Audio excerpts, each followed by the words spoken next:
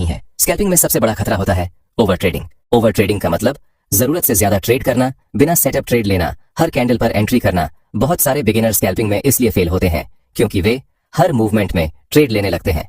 याद रखिए, स्कैल्पिंग का मतलब यह नहीं कि हर समय ट्रेड ही करना है।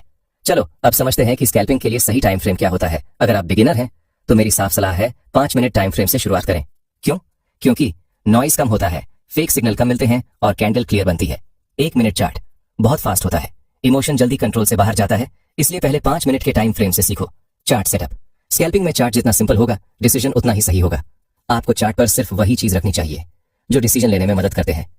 क्योंकि कुछ लोग जब ट्रेडिंग करने आते हैं तो वो बहुत सारे इंडिकेटर को लगा लेते हैं, जिससे वो चार्ट को सही से नहीं देख पाते हैं और रॉन्ग डिसीजन ले लेते हैं। इसीलिए चार्ट हमेशा साफ रखें। प्रोफेशनल स्कैल्पर्स हमेशा एक से ज्यादा टाइम फ्रेम देखते हैं, जैसे ट्रेंड देखने के लिए 15 मिनट, एंट्री लेने के लिए 5 मिनट। इससे फायदा ये होता है, बिगर ट्रेंड क्लियर रहता है, गलत डायरेक्शन में ट्रेड नहीं होता है। अब एक बहुत इंपॉर्टेंट कॉन्सेप्ट, प्राइस एक्शन का मतलब प्राइस की मूवमेंट को डायरेक्टली समझना बिना ज्यादा इंडिकेटर्स के। स्कैल्पिंग में प्राइस एक्शन बहुत पावरफुल होता है। कैंडल्स खुद सिग्नल देती हैं अगर आप उन्हें पढ़ना सीख जाएं। स्कैल्पिंग में सपोर्ट और रेजिस्टेंस बहुत काम आते हैं। सपोर्ट वह जगह है जहां प्राइस नीचे जाकर रुकती है, रेजिस्टेंस वह जगह है जहां प्राइस ऊपर जाकर रुकती है। स्कैल्पिंग में प्राइस अक्सर इन लेवल से बाउंस करता है। चलो अब समझते हैं कि सपोर्ट और रेजिस्टेंस स्कैल्पिंग में कैसे वर्क करती है। जब प्राइस सपोर्ट के पास आती है और सेलिंग स्लो होती है तो बाउंस की पॉसिबिलिटी होती है।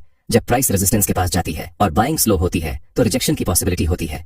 लेकिन हर सपोर्ट से बाय और हर रेजिस्टेंस से सेल नहीं करना चाहिए। कंफर्मेशन जरूरी है। स्कैल्पिंग में एक बड़ा खतरा होता है फेक ब्रेकआउट। फेक ब्रेकआउट का मतलब प्राइस लेवल के ऊपर या नीचे जाती है लेकिन सस्टेन नहीं कर पाती। बिगिनर अक्सर फेक ब्रेकआउट में फंस जाते हैं, इसलिए कैंडल क्लोज का इंतजार जरूरी है। ट्रेंड को देखना, किसी भी ट्रेड को लेने से पहले ट्रेंड को देखना बहुत जरूरी है, क्योंकि बिना ट्रेंड के हम लोग सही डायरेक्शन में ट्रेड नहीं कर सकते हैं।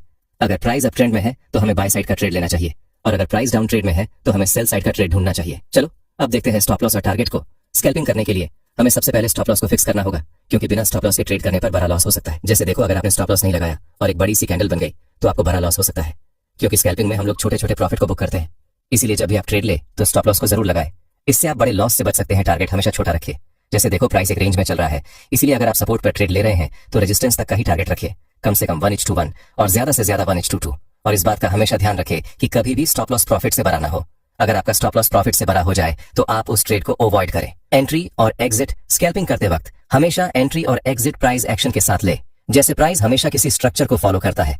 जैसे प्राइस जब किसी जोन में चलता है तो सबसे पहले आपको सपोर्ट और रेजिस्टेंस को ड्रॉ करना है, फिर रेजिस्टेंस पर सेल करना है और सपोर्ट पर बाय। लेकिन किसी भी सपोर्ट और रेजिस्टेंस पर बाय या सेल करने से पहले ध्यान से देखें कि सपोर्ट पर बायर एक्टिव हो रहे हैं या नहीं, और रेजिस्टेंस पर सेलर। तभी ट्रेड में एंट्री ले। वो कैंडल को देखकर आप पता कर सकते हैं कि बायर एक्टिव है या सेलर। ट्रेड लेने के बाद टारगेट हिट होने पर ट्रेड से एग्जिट हो जाए, और स्टॉप लॉस हिट होने पर पैनिक मत कीजिए, प्लान फॉलो कीजिए। बीच में रूल बदलना सबसे बड़ी गलती।